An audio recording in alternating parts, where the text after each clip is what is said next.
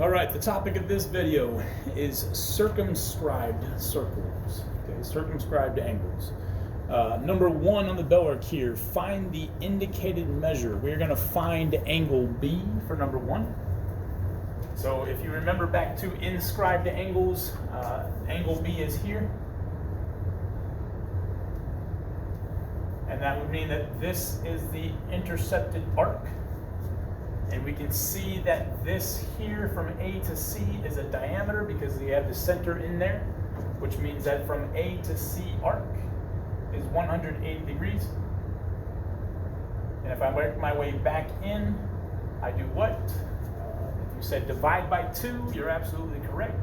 So angle B is equal to 180 degrees divided by 2, which is 90 degrees.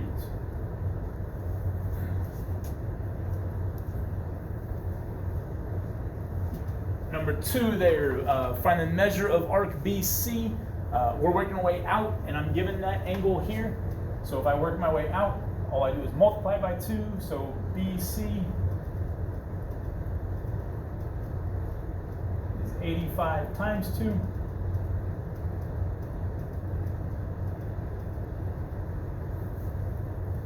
Or 170 degrees.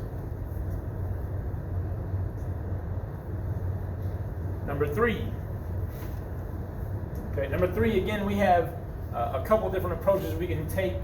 I have this angle, but I need this arc, right? So I need to find one of the two things. I need to either find the measure of this arc here, or I can find the angle here, okay?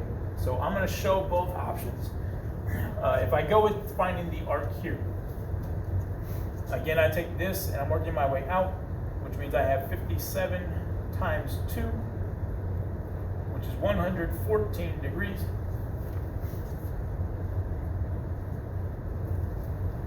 And then this arc here would be 180 minus the 114, because from A to C to B, as we can see here with this being a center, this is the diameter, which makes this a semicircle, which means it's 180 degrees. It's the two arcs here from A to C and C to B. So if I take 180 minus the one that I've got, arc BC is 66 degrees. Okay. The other avenue here was to look at, again, this is a semicircle. So if I look at from here, from A to B, this is 180 degrees. And if I work my way back into C, then I take 180 divided by 2, and that tells me that angle C is then 90 degrees.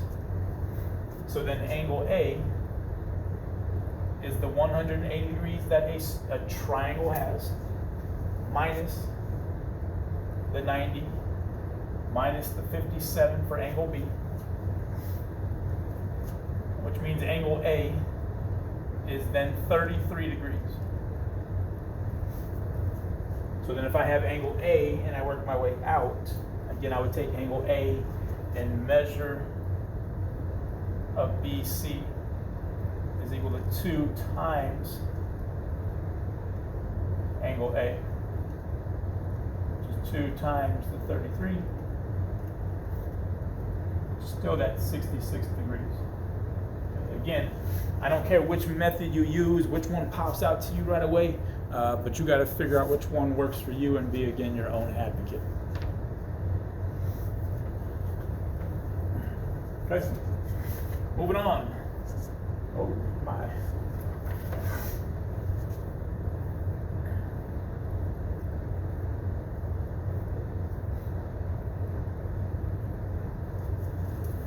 Okay, moving on again, trying this the right way now.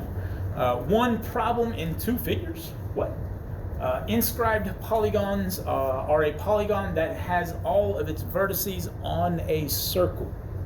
Okay. We are specifically going to work with circumscribed circles, or a circle containing an inscribed polygon. Okay. We can put any figure we want inside these circles as long as the vertices of each of the figures touches the circles. Okay, so here this is a circumscribed circle with a triangle, because the inscribed polygon is the triangle and all three of its vertices touch the outer rim of the circle. Here this is an inscribed quadrilateral. It has four sides, and all four of the angles touch the outer rim of the circle. Okay. We're only going to work with one theorem here. Again, this is just brushing some of the tip of the surface here to make sure that we understand some things. The focus one here is going to be the inscribed quadrilateral theorem, and that just states that opposite angles have to be supplementary. Okay, quadrilateral can be inscribed in a circle if and only if its opposite angles are supplementary. Okay, and again, vocabulary-wise, what does supplementary mean? Supplementary means that the two angles will add to become 180 degrees. Okay, so as it indicates there in the bottom, angle A plus angle C, again, the ones that are opposite of each other, are adding up to 180 degrees. And then likewise, angle B plus angle D, again, the ones that are opposite of each other, add up to 180 degrees.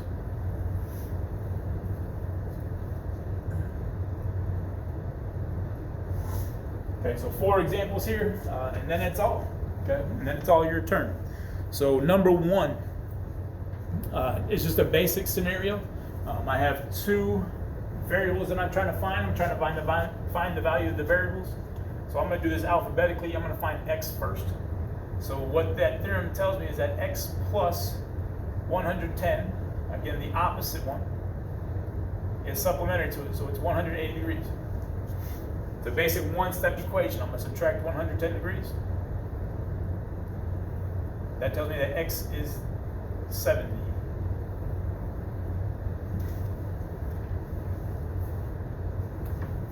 Likewise for y now, so I have y plus the 50 degrees because it's opposite of it, equals 180.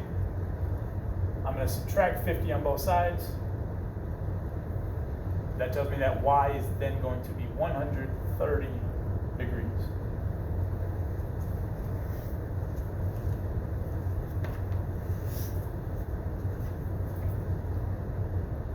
Okay. Number 2, it gets a little bit more complicated, but again, it's not that difficult. Again, what happens here, I have opposite angles.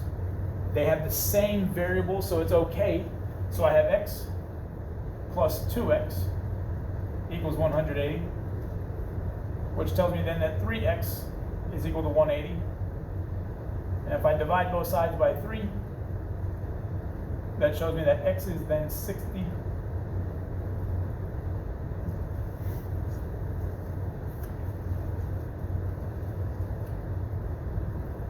And if I move on to y, then I have 4y plus the 5y is equal to 180. If I combine 4 and 5y, I get 90.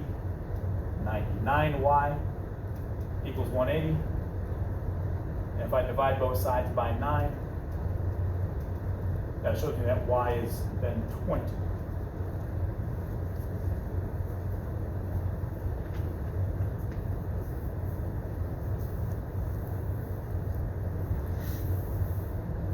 Okay, again, opposite angles add up to be 180 degrees. Okay. Last 2 examples, these get a little bit more complicated, but again, they're not that difficult. So again, just bear with me. Again, opposite angles add up to 180. So again, I'm gonna go with the x values here first. I have 2x plus 65 equals 180. I'm going to subtract 65 on both sides. Now we have a 2-step equation. So that means 2x is going to be equal to 115. And if I take that and divide by 2, okay, you'll notice that this does not work out nicely. So we have one of 2 scenarios. I would take 2 answers here.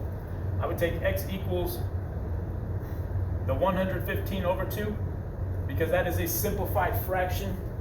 However, since this is a nice decimal, I would also be willing to take 57.5. This is equal to each other. Okay, so again, I would take either one of those answers. For the y values now, again, opposite sides here, so opposite angles, sorry. 5y plus 105 now equals 180. I can subtract 105 from both sides. That tells me that 5y is equal to 75. I can divide by 5. That gives me that y is then equal to 15.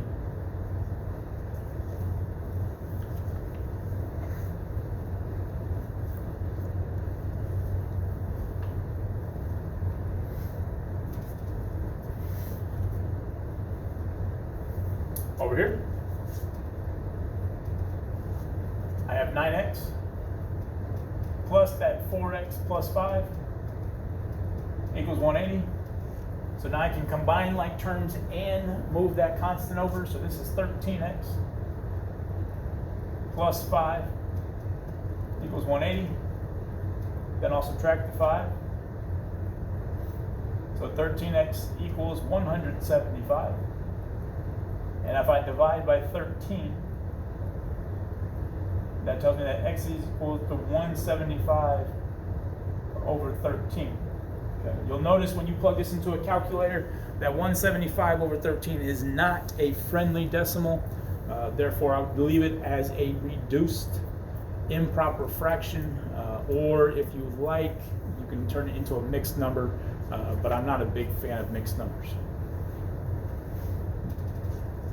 Moving on over here, we have, again, opposite angles, so I have 5y plus the 85 equals 180. I can then subtract the 85 on both sides,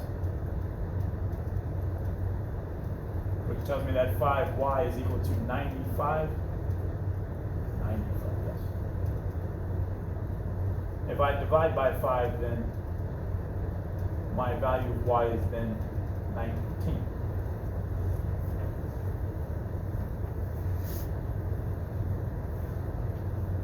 Okay, and that's all.